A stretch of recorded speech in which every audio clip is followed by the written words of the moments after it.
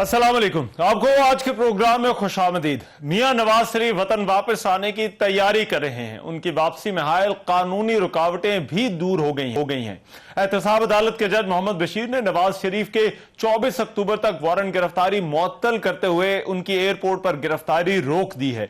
Islamabad high court ने भी आज उनकी हिफाजती जमानतें की जो दरख्वास्त थी उसको मंजूर करते हुए एवनफील्ड और अल अजीजिया केसेस में 24 अक्टूबर तक की मोहलत दे दी है। मियां नवाज शरीफ तकरीबन 4 साल बाद वापस आ रहे हैं। वो उस वक्त मुल्क से बाहर गए थे जब अक्टूबर 2019 में उनकी तबीयत खराब हुई और उन्हें अस्पताल मुंतकिल किया गया। तिब्बी बुनियादों पर पहले उनकी सजा मुअत्तल की गई। फिर 8 नवंबर को शहबाज शरीफ ने नवाज शरीफ का नाम ECL से निकालने की दरख्वास्त की, जिसके बाद वफाकी काबीना ने उन्हें बाहर जाने की मशरूत इजाजत दे दी। 16 नवंबर को लाहौर हाई कोर्ट ने नवाज शरीफ को बैरून मुल्क जाने की इजाजत दे दी, जिसके बाद 19 नवंबर को वो रवाना हो गए। अगरचे नवाज शरीफ की वापसी में हायल कानूनी रुकावटें तो दूर हो गई, लेकिन उनके लिए मामलात अभी भी आसान नहीं है। उनके इंतखाबात में हिस्सा लेने के हवाले से अभी भी सवालिया निशानात हैं। वापस आकर वो मीनार पाकिस्तान में मुस्लिम लीग नून के जलसे से खिताब भी करने वाले हैं। क्या बयानिया अपने वोटर्स के सामने रखेंगे? दीगर जमातों की तनकीद है कि वो डील के नतीजे में वापस आ रहे हैं। क्या इस तासुर को मियां नवाज शरीफ और मुस्लिम लीग नून खत्म कर सकेगी? क्या कबूलियत के बाद मुस्लिम लीग नून को मकबूलियत भी मिल सकेगी? इस पर आज प्रोग्राम में सबसे पहले बात होगी। मुस्लिम लीग नून के वफाकी वजीर सीनियर रहनुमा मियां जावेद लतीफ से बात होगी, लेकिन पहले दुबई से हमारे एक्सप्रेस न्यूज के ब्यूरो चीफ और सीनियर सहाफी आमिर इलियास राना इस वक्त मेरे साथ मौजूद हैं। उनसे बात कर लेते हैं। आमिर इलियास राना साहब, बहुत शुक्रिया आपके वक्त का। आमिर साहब, ये बताइए क्या शेड्यूल के मुताबिक ही मियां साहब की वापसी हो रही है? देखें, तब्दीली का दो तरीके से कैसे डिस्कशन हो रही है। एक तो ये कि आना तो है, अब किसी को शक व शुबा खत्म हो गया, जमानतें हो चुकी, एहतसाब अदालत से भी होगी और इस्लामाबाद हाई कोर्ट से भी होगी। अब मेरी दिन में आदम नजीर तारड़ साहब से बात हुई थी, तो वो कहने लगे नहीं, हमने इस्लामाबाद हाई कोर्ट में मियां साहब का जो टिकट बताया है वो यही बताया कि वो दुबई से इस्लामाबाद आ रहे हैं। तो टेक्निकली मियां साहब को इस्लामाबाद में ही लैंड करना है और उसके बाद वो लाहौर चले जाएंगे। अब आपको भी पता है कि अगर हम इस्लामाबाद में लैंड करते हैं तो उसका मतलब क्या होगा कि आपको इमिग्रेशन करानी पड़ सकती है। तो वो अगर उस मुसाफिर 152 हो जहाज में, तो इतना टाइम लगेगा कि जितनी देर में इमिग्रेशन होगी और उनके लॉयर्स वहां एयरपोर्ट पे आ सकते हैं कि कुछ पेपर अगर अदालत में जमा होने हैं मियां साहब के साइन से, वो हो सकते हैं। क्योंकि बायोमेट्रिक वगैरह की शर्त तो नहीं थी और वो कोर्ट ने एंटरटेन कर लिया है उनके प्लीडर के तौर पे अता तारड़ साहब को। तो अब हम सब जो लोग, जैसे मैं खुद आया हूं और जो 1990 दिरहम इसके लिए जमा कराए हमने टिकट के लिए, वापसी के लिए, तो वो हमें मैसेज यही आया हुआ है कि जी आपको ट्रैवल डॉक्यूमेंट यानी टिकट इशू किया जाएगा। अब वो टिकट आ जाए तो मैं हतमी तौर पे कह सकता हूं कि जी हाँ, इतने बजे फ्लाइट है। वैसे अभी तक वही प्लान है कि सुबह 8:30 बजे दुबई टाइम में पाकिस्तान के लिए रवाना हो जाएंगे नवाज शरीफ साहब और उनके साथ जो और आमिर साहब, तकरीर के हवाले से तैयारी है? क्योंकि ये बहुत बात हो रही है कि वो तकरीर में जो अपना बयानिया रखेंगे इंतखाबात के लिए वही मुस्लिम लीग नून आगे लेकर चलेगी। तो अब क्या इस वक्त बात हुई है पार्टी के अंदर तकरीर के हवाले से? क्या बातें करने वाले हैं मियां साहब मीनार पाकिस्तान पर? देखें, नवाज शरीफ साहब के इस वक्त ज्यादातर बातें वो जो बोलते हैं और जो उनके लिए लिखते हैं वो इरफान सिद्दीकी। आज हम दोपहर उनके साथ थे। उनका कहना यह था कि जी वो ज्यादातर जुबानी बात करेंगे। अगर हम नवाज शरीफ को डिस्कस करें कि मैं जितने सालों साथ उनके साथ ट्रैवलिंग मैंने किया है, नवाज शरीफ अपनी बात से पीछे नहीं हटते। यहाँ पे ये जो कहानी होती है ना, क्योंकि ये सिर्फ मीडिया ने हाइप क्रिएट की कि जनरल फैज का नाम ले लिया, जनरल बाजवा साहब का नाम ले लिया, उन्होंने गुजरावाला के बाद दूसरी दफा नाम लिया था, या बीच में आप लोग रिकॉर्ड ले हैं ना कि कब कब उन्होंने तकरीर किया। उन्होंने जब जहां बोलना होता है बड़ा कैलकुलेटेड बोलते हैं। और उन्होंने लाहौर जब आना है, उन्होंने अपने ऑडियंस से बात करनी है, अपने वोटर को मुतवज्जो करना है। और इस दफा डेवलपमेंट से ज्यादा इकोनॉमिक इश्यूज पे बात होगी कि इकोनॉमिक रिहेबिलिटेशन पाकिस्तान की कैसे हो सकती है। वो ये नहीं आ रहे कि जी मैंने फलां को मार देना, जो इमरान खान का था, इसका एसी भी उतार दो, इसका फलाना भी कर दो, और वो गुस्से में कि मरियम नवाज को उसके वालिद के सामने से उठा लाओ। उनका गुस्सा नहीं खत्म होता था। शहबाज शरीफ के घर गाड़ी दोबारा नैब पहुंच जाए, हमजा के घर पहुंच जाए, छोड़ना नहीं, जिसकी वजह से वो अपना कोई काम नहीं कर सके। और नवाज शरीफ ये काम नहीं करने वाले, लेकिन असूली बातें वो सारी करेंगे कि इस मुल्क को चाहिए है कि जिन जिन लोगों ने आइन की खिलाफ वर्जी की है। आपको और हमें ये पता है कि चीफ जस्टिस काजी फायद ईसा साहब ने आज ही ये बात कही है कि 90 दिन में इलेक्शन वाली और सिविलियंस का फौजी अदालतों में ट्रायल, ये मैं जल्दी लगाने वाला हूं, शायद अगले हफ्ते में आ जाएंगे वो केसेस। तो जब इलेक्शन कराने की तरफ जा रहे हैं तो नवाज शरीफ को इलेक्शन चाहिए। नवाज शरीफ यहाँ पे ये नहीं आया कि पहले फलाने को टांग दो। जो कानून है वो इनके साथ भी था, ये अदालत में थे, इनको सजा दी गई, इनको जेल में भेजा गया, ये उसके ऊपर बैठे रहे। कोई ये तो नहीं हुआ ना कि कुट्टी कर दी है कि जी मैं नहीं बात करूंगा ना मैं किसी को नॉमिनेट करूंगा। उन्होंने शाहिद खाकान को वजीर आजम बनाया, अपने भाई को पार्टी का सदर बनाया। अब इशू यही है कि जी अब इमरान खान के ऊपर वो मकाफात अमल की सूरत में 3 रुकनी बेंच का फैसला आ रहा है कि ये पार्टी की सदारत नहीं रख सकते जब 5 साल के लिए नाअहल हो चुके। नाअहली भी मौजूद है, और हालांकि 11 रुकनी बेंच का फैसला था बेनजीर भुट्टो साहिबा के केस में कि आप जब तक सुप्रीम कोर्ट किसी पार्टी को मुल्क दुश्मन डिक्लेयर ना कर दे आप उसकी पार्टी की सदारत नहीं छीन सकते। इन्होंने 3 रुकनी बेंच से की थी और वो फैसला भी इनफील्ड है। अब वो कॉन्शियसली और अनकॉन्शियसली जो गेम थी वो सबके गले पड़ी हुई है। अब चले अब और आखिर रहेगा, अब एक मुफाहमत और डील का तासुर तहरीक इंसाफ पहले से तनकीद कर रही थी, लेकिन पीपल्स पार्टी भी कुछ बातें कर रही है। इसको किस तरह से दूर करेंगे मुस्लिम लीग नून, और खासतौर पर मियां साहब के लिए तो बड़ा सवाल है। 2 बातें तो नवाज शरीफ ही क्लियर करेंगे। वो डील के तहत आए हैं, वो डील के तहत गए थे, और वो क्या विजन रखते हैं पाकिस्तान को आगे अपनी, वो समझेंगे कि उनकी पार्टी को हुकूमत मिलती है तो वो क्या कर सकते हैं। अभी जो तासुर है ना ये खत्म नहीं होता, इसके दोनों तरफ से हैं। एक तासुर ये है कि जी जो पीटीआई और उनके हमनवा हैं, और जिसके अंदर कुछ अब पीपल्स पार्टी भी बोल रही है, क्योंकि उनको सिंध के अंदर वो रास्ता रुकता हुआ नजर आ रहा है, तो वो बोल रहे हैं। एक वो है कि जी ओ हो देखो जी 4थी दफा का वजीर आजम आ रहा है, लोग बोल रहे हैं, लिख रहे हैं, उसका पॉजिटिव भी होता है। नेगेटिव तो पार्टी है ही है, उनके खिलाफ क्या नहीं भरा गया, यहां पूरी की पूरी ब्रिगेड लगाई गई, करोड़ रुपए लगाए गए उनके ऊपर, उनको खड़ा किया गया कि नवाज शरीफ चोर है, जरदारी चोर है, गद्दार है, फलाना है। तो अब जब वो डट के आ रहा है, उसको अदालतों ने रास्ता दे दिया, अदालतों ने सजाएं दी, अदालत ने रास्ता दे दिया, तो वो इसकी परवाह किए बगैर जाएंगे, और लोगों में इसका तासुर दोनों तरह से जाएगा। एक डील का जाएगा और दूसरी तरफ जाएगा कि जी देखो मुक्तदर हल्के इनके साथ हैं, इन्होंने वजीर आजम बनना है, हमें इनकी बात सुननी चाहिए। वोटर दोनों तरह का होता है, डायहार्ड भी होता है, और वो फिजा देख के भी फैसला करता है। अब फिजा को कितना आगे ले जाएंगे अपने परसों के जलसे के बाद, ये आपको और हम सबको वॉच भी करना है, और उस ठीक है, तो ये देखना होगा आगे क्या होता है। बहुत शुक्रिया आमिर इलियास राना साहब हमारे साथ मौजूद थे। मियां जावेद लतीफ साहब इस वक्त साथ मौजूद है। मियां साहब बहुत शुक्रिया आपके वक्त का। मियां जावेद लतीफ साहब, कैसा इस्तकबाल होने जा रहा है मियां नवाज शरीफ का? देखें, मैं अभी जो इलियास राना साहब को सुन रहा था, बात उन्होंने बहुत हद तक दुरुस्त कही कि ये जो मीनार पाकिस्तान जहां जलसा होने जा रहा है, ये दरअसल रवायती जलसा नहीं है, या इसकी तादाद नहीं गिनी जा सकेगी। उसकी वजह 2 है। पहली वजह यह है कि नवाज शरीफ कहते हैं लोग, कुछ लोग, जिस तरह के आपने कोट भी किया कि पहले एक जमात कहती थी, अब दूसरी जमात के अंदर से भी कुछ हल्की आंच पे बातें आना शुरू हुई हैं। भाई बात सीधी सी है कि सिलेक्शन करने वाले 4-6 लोग होते हैं, वो सिलेक्शन करके किसी को कह सकते हैं कि अगली बारी तेरी, मगर जब इलेक्शन होते हैं उसमें बारी नहीं होती, उसमें वोटर जो है वो मुंतखब करता है, वो जैद को करे बकर को करे। अब जो हालात नजर आ रहे हैं, कौम की आखिरी उम्मीद नजर आ रही है नवाज शरीफ के हवाले से लोगों को कि इस गर्दाब से अगर कोई निकालने की पोजीशन में है कोई सियासतदान, तो उसका नाम नवाज शरीफ है। इस वजह से भी वो अगली बारी मेरी या अगली बारी फलां की, उनको थोड़ी सी परेशानी भी है और होनी भी चाहिए। यकीनन जो ये आस लगाए बैठे थे कि जिस तरह 2018 में किसी की सिलेक्शन हो गई थी, इसी तरह किसी और की बारी आ जाएगी, वो तो बात खत्म होगी। अब आ जाए जो डील की बात की जा रही है, भाई बात ये है कि 2002, 2008, 2018 में अगर डील हुई थी तो आज भी फिर डील ही है, और अगर उस वक्त इंसाफ नहीं हुआ था तो आज इंसाफ के दरवाजे खुल रहे हैं।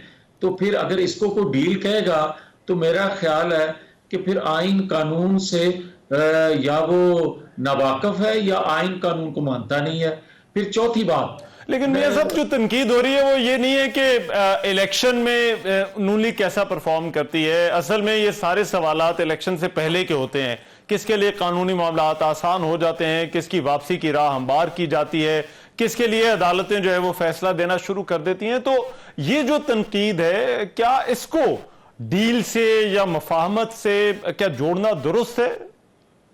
رحمان، بات سیدھی سی ہے کہ آپ قانون کی تشریح کرنے والے ہو، قانون دان بھی ہو. میں آپ سے سوال کرتا ہوں کہ اگر مجھے ناانصافی سے نااہل کیا گیا ہو، مجھے بے گناہ ہوتے ہوئے مجرم قرار دے دیا گیا ہو، تو اس وقت تو کسی نے آواز نہ اٹھائی کہ یہ اس کے لیے دروازے کھل رہے ہیں یا اس کے لیے راستہ ہموار کیا جا رہا ہے. اس وقت بات کرنی چاہیے تھی نا. اور آج جو بات کر رہے ہیں کہ ان کے لیے راستہ ہموار کیا جا رہا ہے یا دروازے کھولے جا رہے ہیں، تو کیا مجھے بے گناہ ہوتے ہوئے تا یاد مجرم ہی رہنا چاہیے؟ کیا میرے لیے اگر ہاں یہ بات درست ہے رحمان، اور جو بات لوگ یہ کرتے ہیں میں ان کو پورا سپورٹ کرتا ہوں کہ انصاف یہ نہیں ہوتا کہ انصاف کے لیے وقت مقرر ہے یا انصاف خواہش کے مطابق ہو. انصاف جو ہے وہ ہر وقت ہونا چاہیے، انصاف بغیر خواہش کے ہونا چاہیے. مگر پاکستان میں بدقسمتی سے جب نواز شریف کو ہائی جیکر بنا کر سزا سنائی گئی، اس وقت کسی کی خواہش، کسی کی ضرورت تھی سزا دینا، اور 2008 میں جب وہ واپس آئے اس وقت انصاف تب دیا گیا جب پاکستان ڈوب رہا تھا اور انصاف دینا مقصود تھا.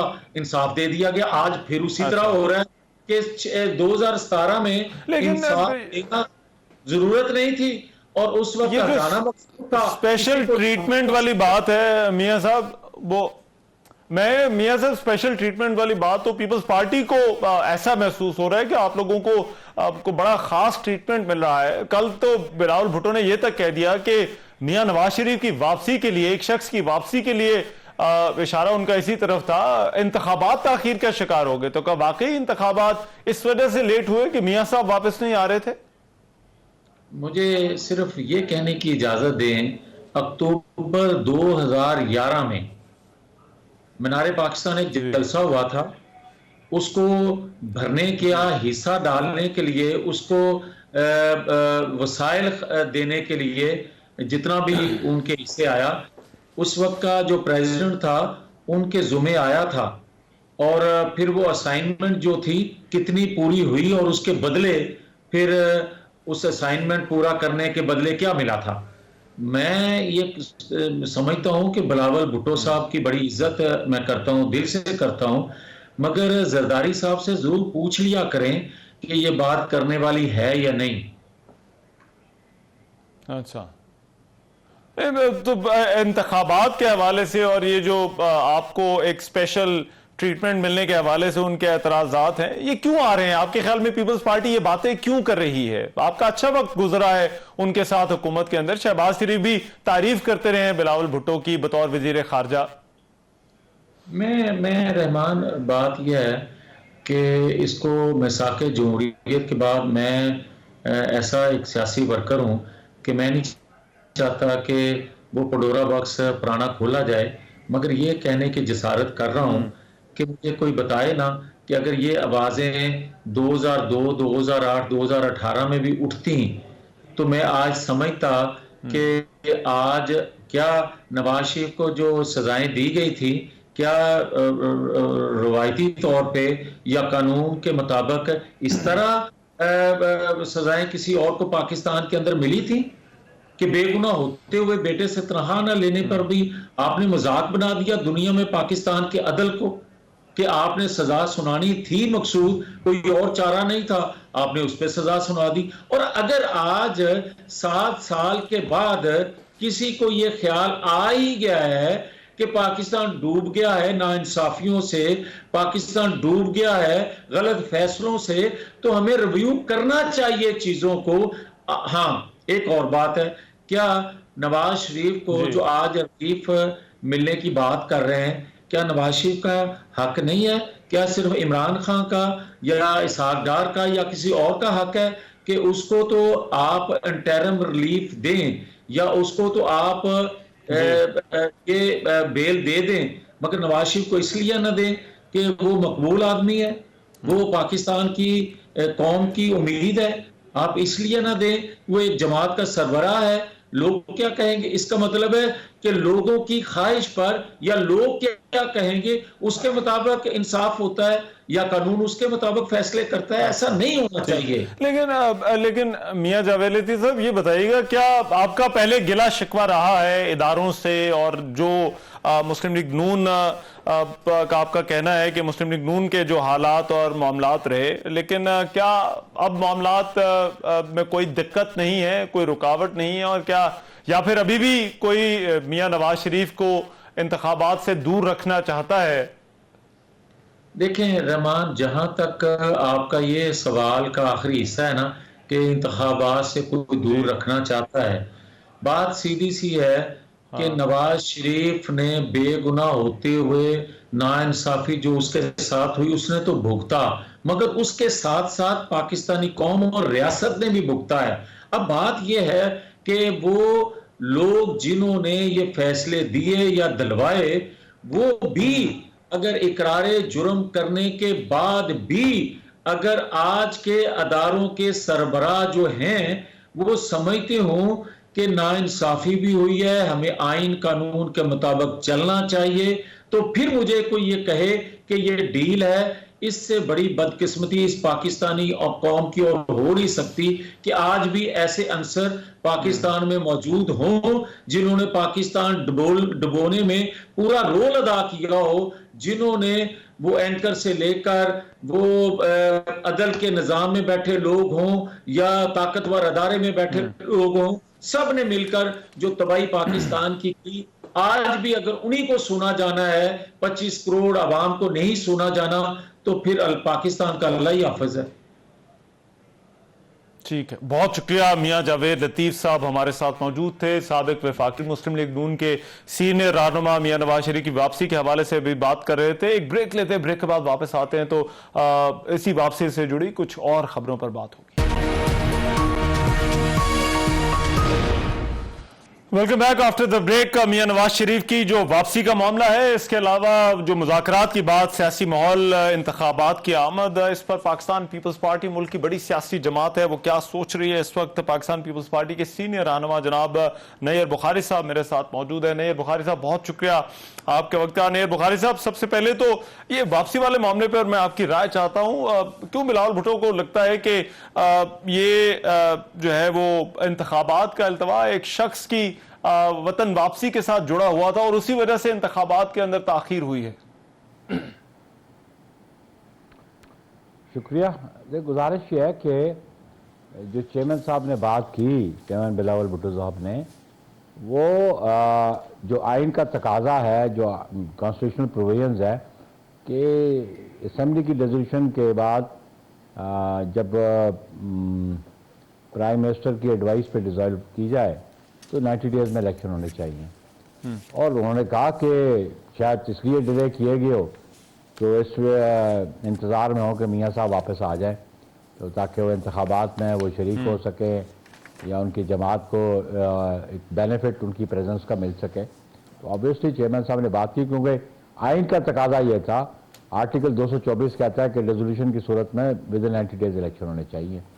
تو ودن 90 ڈیز تو اسی نے نہیں کروائے، ایک ڈیلیمیٹیشن کا جواز بنایا. لیکن میرا ہمیشہ موقف رہا ڈیلیمیٹیشن جو ضرور ہے وہ الیکشن ایکٹ اوور رائڈ نہیں کرتا کانسٹیٹیوشنل پروویژنس کو. یہ ڈیلیمیٹیشن الیکشن ایکٹ کے نیچے جا رہے ہیں. کانسٹیٹیوشنل پروویژن تو 90 ڈیز کی کہتی ہے، وہ آپریٹو پارٹ ہے اور وہ سپریم لا ہے. تو اس لیے چیئرمین صاحب نے جو کہا کہ غالباً اس لیے یہ ڈیلے کیے جا رہے تھے کہ میاں صاحب بھی پاکستان تشریف لے آئیں اور انتخابی عمل میں وہ شریک ہو سکے. تو آپ کو لگتا ہے ڈی لمیٹیشن صرف ایک بہانہ تھا، اصل مقصد جو ہے وہ میاں نواز شریف کی وطن واپسی کا انتظار ہی تھا؟ آبویسلی دیکھنا کانسٹیٹیوشنل پروویژنس میں جو 90 ڈیز کی بیاؤنڈ کی گنجائش تو نہیں، آئین تو کوئی گنجائش نہیں دیتا until unless کوئی ایکسیپشنل سرکمسٹانسز ہو جائے. ایسے ایکسیپشنل سرکمسٹانسز تو کوئی نہیں تھے. ڈی لمیٹیشن کے حوالے سے کہ آرٹیکل 51 میں سیٹس پریسکرائبڈ ہیں، نیشنل اسمبلی کی بھی، پروونشل اسمبلی کی. اور جب اسمبلی کا وجود نہ ہو تو آئینی ترمیم کے بغیر نہ اضافہ کیا جا سکتا نہ کم کی جا سکتی ہیں.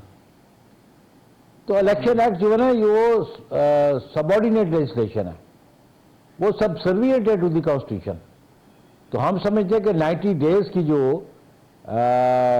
ریکوائرمنٹ ہے اس پہ پورا اترنا چاہیے تھا. اگر نہیں اترے تو اس کے کوئی تو ریزنز ہوں گے.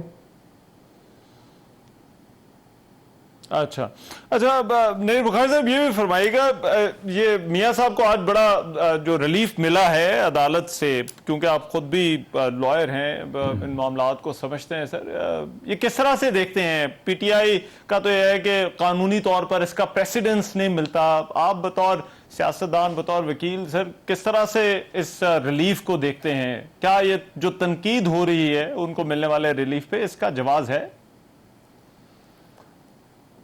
تو دو بنیادی باتیں ہیں. ان کے تھے آج 3 کیسز. ایک وہ کیس تھا جو جس میں وہ انڈر ٹرائل ہے, ایکیوزڈ ہے. 2 کیسز وہ ہے جن میں یہ کنوکٹڈ ہیں. تو اس میں آپ ذرا فرق سامنے رکھ لیں. جو انڈر ٹرائل کا تھا وہاں پہ ایسی پریسیڈنٹس بالکل موجود ہے کہ وہاں پہ پروٹیکٹیو بیل ملتی رہی, ایکیوز کو پروٹیکٹیو بیل ملتی رہی, یا اسلام آباد ہائی کورٹ سے بھی ملتی رہی ہے. لیکن کنوکٹس کو پروٹیکٹیو بیل کا کنسیپٹ پہلی دفعہ سامنے ہے, جو میری نظر میں سامنے آ رہا ہے. لیکن اس میں بنیادی بات ہے کہ آپ دیکھیں کہ آپ اس آرڈر کو سامنے رکھیں جس آرڈر کے تحت ان کی سینٹینس سسپینڈ ہوئی تھی. اسلام آباد ہائی کورٹ کا وہ فیصلہ ذرا سامنے رکھ لیں آپ, اور اس میں 2 باتیں بڑی امپورٹنٹ ہیں. ایک ہے جی ٹائم پیریڈ کہ کتنے عرصے کے لیے بیل ہے, وہ ہے 4 ویکس کی. اور ایک ہے کہ یہ میرٹ پہ نہیں تھی اور میڈیکل گراؤنڈز تھی. 2 باتیں سامنے آ گئی. یہ علاج کروا کے اگر 4 ہفتے کے بعد 4 ہفتے کے اندر واپس آتے تو باہر ہوتے, اور 4 ہفتے کے بعد آتے تو پھر اسٹریٹ اوے ان کو جیل جانا تھا. اس آرڈر میں یہ تو نہیں لکھا کہ بیونڈ 4 ویکس جب رہیں گے تو پھر بھی ان کے پاس بیل ہوگی. تو جب ایک ٹائم فریم دیا گیا ہے, وہ جب ایگزاسٹ ہو جائے, وہ سینٹینس کی سسپینشن جو ہے وہ 4 ہفتے کے لیے تھی, تو 4 ہفتے کے بعد جتنا عرصہ ہے آبویسلی ان کو جیل جانا تھا. یہ ذرا آپ ذرا ذہن میں رکھیں اس آرڈر کو سامنے رکھ کے.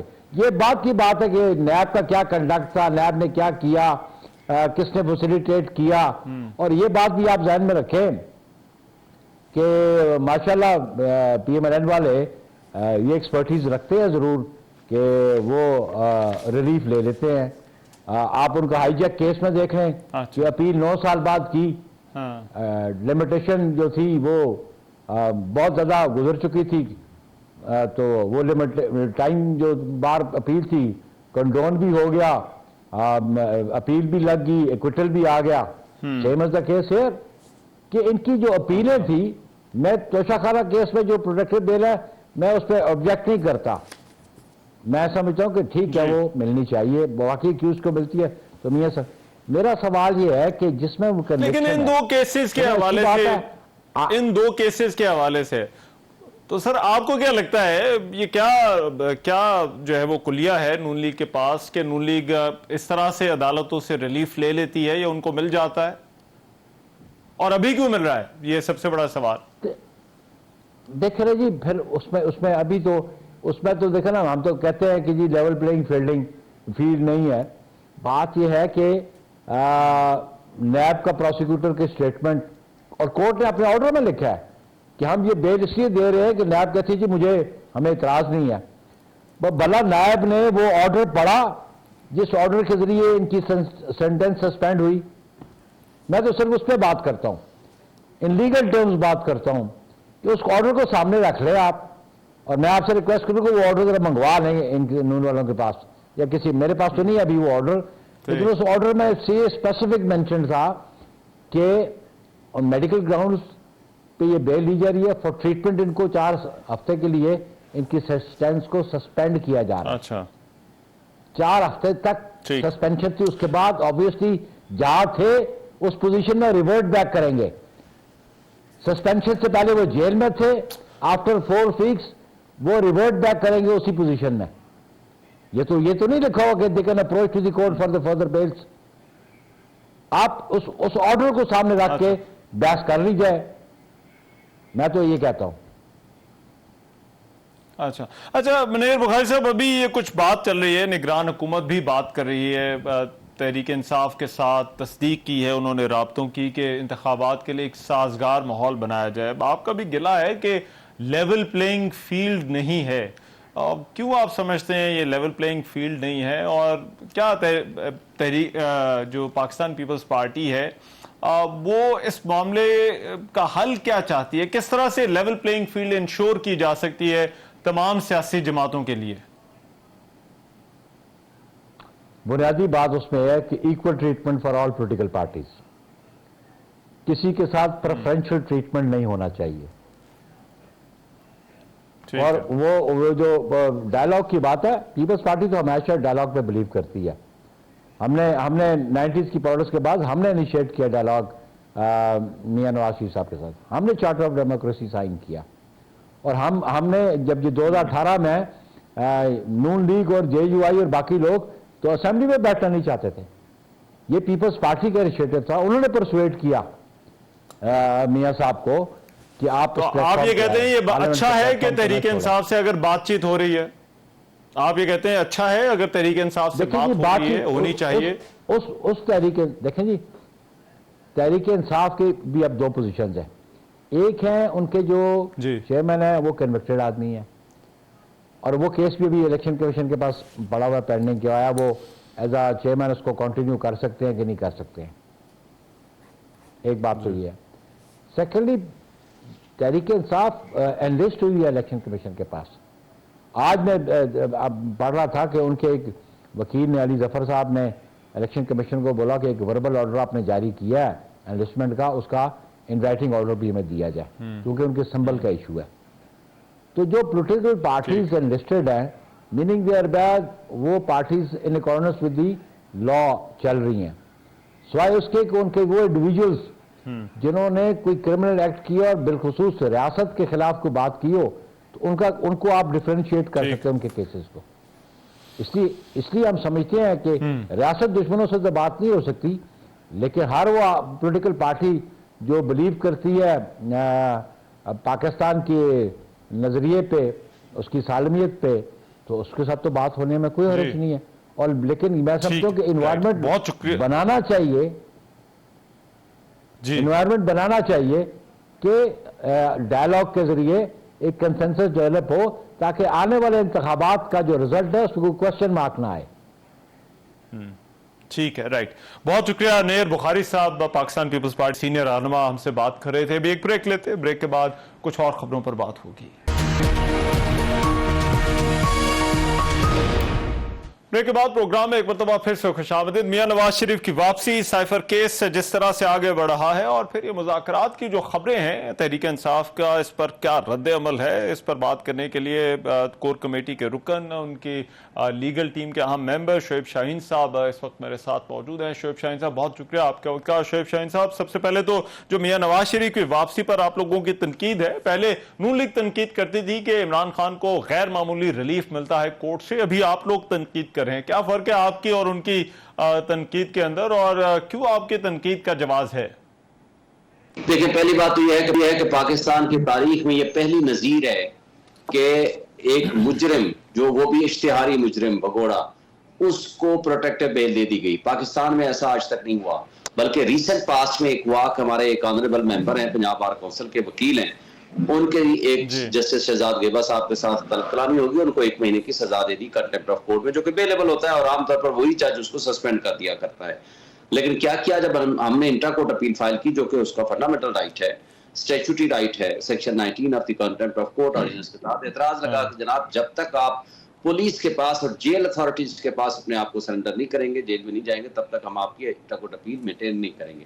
ہم سپریم کورٹ میں آئے کہ یہ قابل ضمانت جرم ہے، تو انہوں نے پھر بھی کہا کہ نہیں، یہ نہیں ہو سکتا.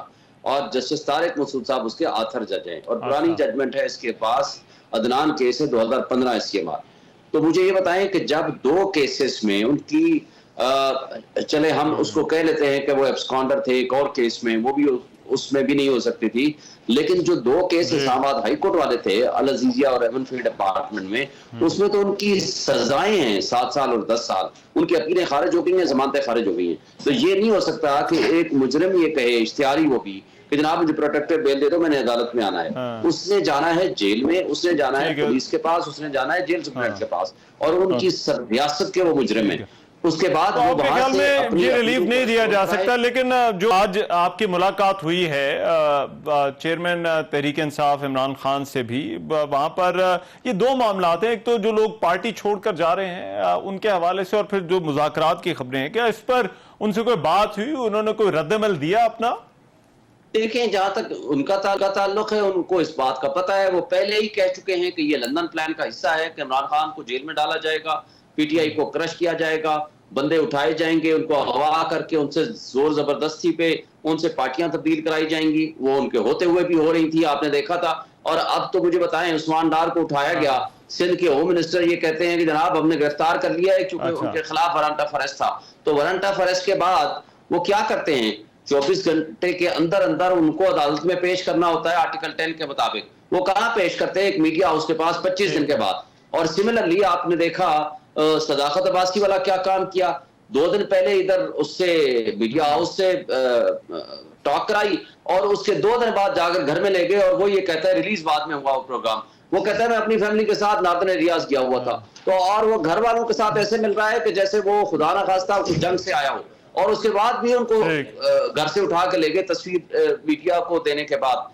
تو اگر یہ سلسلہ, اور پھر فاروق حبیب کا دیکھا آپ نے, ایک تماشا لگا ہوا ہے سسپینس فلم کی طرح. پہلے بندے اٹھائیں, پھر ان کو پریس کانفرنس کرائیں, نہ عدالت کی ضرورت, نہ گواہ کی ضرورت, نہ کسی مقدمے کے چلانے کی ضرورت, وہ دودھ کے دھلے ہو جائیں اس لیے کہ وہ پریس کانفرنس کر دیں یا وہ پارٹی سے لا تعلق ہی کر لیں. ایسا ظلم بربریت مذاکرات والی بات پر لیکن بتائیے گا, انہوں نے کوئی رد عمل دیا مذاکرات والی بات کے اوپر کہ جو صدر بھی بات کر رہے ہیں اور نگران حکومت نے جو رابطے کیے ہیں تحریک انصاف کے ساتھ؟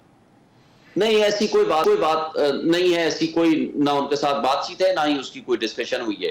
اور لیکن ایک بات طے ہے کہ انہوں نے کہا ہے کہ اس وقت ملک میں جو بربریت ہے, جو ظلم ناانصافی کا ماحول قائم کر رکھا ہے, یہ ملک کے لیے, اداروں کے لیے, ہمارے ملک کی سیکیورٹی کے لیے, نیشنل سیکیورٹی کے لیے اور عوام کے لیے کسی لحاظ سے سوٹیبل نہیں ہے. سیاسی عدم استحکام کے ساتھ آپ اس طرح اگر الیکشن میں جاؤ گے تو یہ نہ صرف ملک کے لیے خرابی ہے, یہ ملک میں ایک ملک کو بے آئین کرنے کے مترادف ہے, بنیادی حقوق معطل کیے ہوئے ہیں, اور یہ سارا کچھ جو کچھ ہو رہا ہے یہ انتہائی زیادتی ہے. اور جو ایک واحد ادارہ ہے وہ ہے انصاف کا ادارہ. اگر انصاف کو کمپرومائز کر دیا جائے گا, انصاف کو اگر جسٹس سسٹم کو انڈرمائن کر دیا جائے گا, تو پھر لوگوں میں افراتفری اور مایوسی پھیلے گی. اس کا اور لاسٹ سائفر پر اب 2 بیانات اب سامنے آ چکے ہیں, ایک اسد مجید کا اور دوسرا اعظم خان کا, اور یہ بیانات جس طرح سے ہیں تمام تر ذمہ داری چیئرمین تحریک انصاف پر ڈالی گئی ہے. کیا یہ بڑی مشکل نہیں ہے ان کے لیے سائفر کیس کے اندر؟ جس دن یہ دونوں آئیں گے, اعظم خان ہو یا اسد مجید ہو, جس دن جرا ہو گئی ان کی, اگر ٹرو سینس میں آپ دیکھیں تو انہوں نے تو سپورٹ کیا ہے. مجھے بتائیں اسد مجید کیسے کہے گا کہ یہ آفیشیل میٹنگ نہیں تھی؟ اسد مجید کیسے کہے گا تو اس نے نہیں کہا کہ ڈیمارش کریں؟ اسد مجید کیسے اپنی جرا میں یہ کہے گا کہ نہیں جناب یہ تو انہوں نے مجھے یہ الفاظ نہیں کہے تھے؟ اسد مجید کیسے کہے گا کہ میں نے سائفر نہیں بھیجا؟ تو وہ تو بلکہ ہماری فیور میں ہے. اور اسی طرح اعظم خان کی اگر آپ سٹیٹمنٹ اٹھا لیں تو اعظم خان نے تو خود کہا ہے کہ جب گم ہوا تو خان صاحب نے میرے سے پوچھا ٹریس کرو بھائی کدھر گیا ہے. کوئی وزیر اعظم جو ہیں وہ کوئی کلرک تو یا ڈسپیچ رائٹر تو نہیں ہوتا, وہ تو پرنسپل سیکرٹری یا آفس والوں کی ذمہ داری ہے. تو میرا خیال ہے ان کی جب سٹیٹمنٹ سامنے آئے گی, ان کے اوپر جرا ہوگی تو اس سے ایکوٹل ملے گی. اور سائفر کیس کا بنانا آپ کو لگتا ہے کلیئر ہو جائیں گے. بہت شکریہ. رائٹ, شعیب شاہین صاحب بہت شکریہ آپ کے وقت کا, ہم سے بات کر رہے تھے. میرے پاس وقت کم ہے, ابھی ایک بریک لیتے, بریک کے بعد واپس آتے ہیں تو کچھ بات غزہ کی صورتحال کی کرتے ہیں.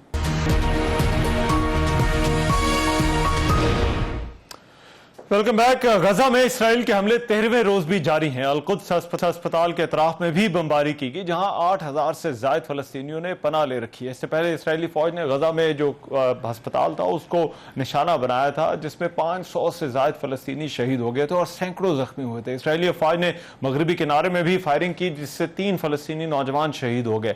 गजा में बमबारी और लोगों की नकल मकानी के नतीजे में एक बड़ा इंसानी बहरान जन्म ले रहा है। अक़वाम मुत्तहिदा ने इंसानी इमदाद के लिए अपील भी जारी की है। पाकिस्तान ने भी आज 100 टन जरूरी तिब्बी सामान, खैमे और कंबल रवाना किए हैं। रूस ने भी इमदाद भेजने का ऐलान किया है। दुनिया के मुख्तलिफ ममालिक में मुजाहरे भी जारी हैं, लेकिन अभी तक हमास और इसराइल में सीज फायर का इम्कान नजर नहीं आ रहा। आज अक़वाम मुत्तहिदा की सिक्योरिटी काउंसिल में इंसानी बुनियादों पर लड़ाई रोकने की करारदाद को अमरीका ने वीटो कर दिया। दीगर सिफारती कोशिशें भी नाकाम हो गई हैं और इसराइल गजा के मुख्तलिफ हिस्सों पर मुसलसल अपनी कार्रवाइयां जारी रखे हुए है। जंगबंदी के बगैर गजा के शहरियों तक किसी भी किस्म की इमदाद का पहुंचना मुश्किल है। देखिए ऐसा हो पाता है या नहीं, लेकिन इसका बड़ा दारोमदार मगरबी ताकतों पर है कि क्या वो इसराइल को इस पर आमादा कर पाती हैं या नहीं। आज के प्रोग्राम से मेजबान मेहमान को दीजिए अल्लाह ने के बाद।